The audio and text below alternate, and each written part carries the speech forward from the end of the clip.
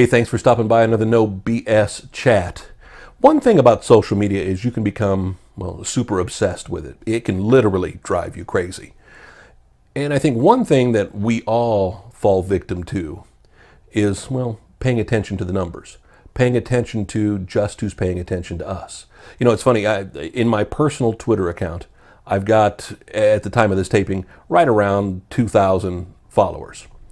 But what's funny is I sat under that 2,000 follower barrier for months, hovering right in the 1990 area, hop up to 1997, sit there for a while, go back about 3 or 4. Then one day I looked up and I was at 2004. I'm like, great, I finally broke the 2,000 barrier. And within 24 hours, I was back down to like 1993 again. All those followers aren't real. All those followers don't matter. You aren't building connections. There are bots. There are people trying to sell you Twitter followers. There are all sorts of things coming at you. And I think, well, we can get so crazy and obsessed with the minutia, so crazy and obsessed with the numbers. You know, it's what I do for a living.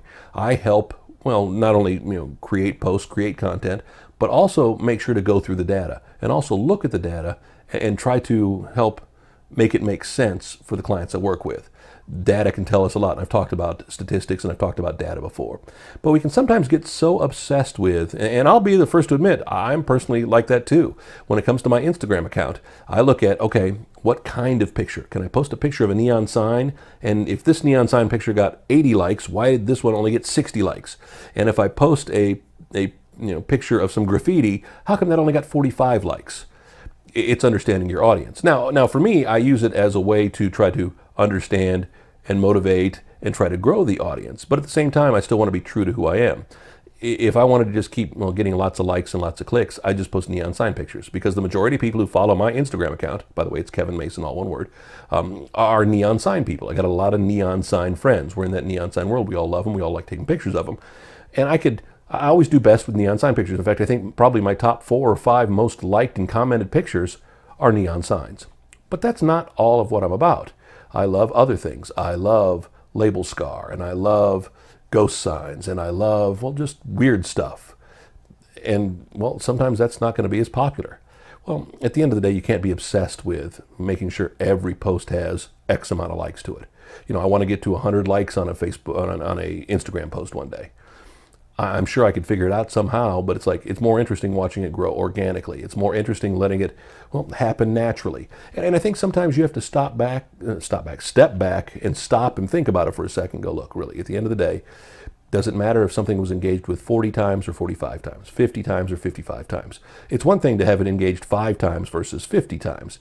Then you got to look. But also, it's about understanding your audience. It's about understanding who you're talking to. And sometimes you have to do things for a smaller portion of the audience to keep them engaged. You know what I mean? When I was in radio, we talked about the 80-20 rule. 80% of the activity you did was for 20% of your listeners.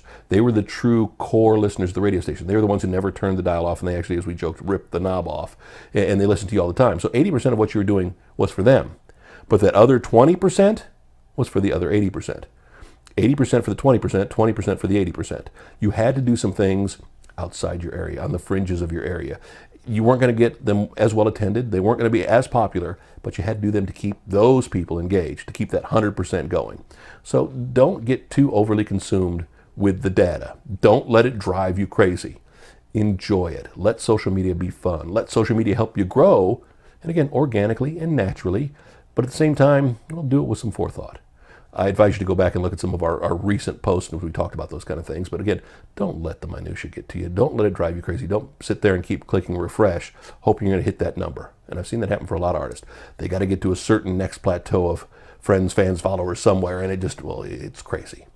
Back with another No BS Straight Shooting Talk with you next week right here, NoBSSocial.com, IntensitySocial.com. It's the same address, it's the same videos, as well as our No BS Social page on YouTube. Stop by, watch any of the videos, subscribe, check them often, check them frequently, and share with a friend.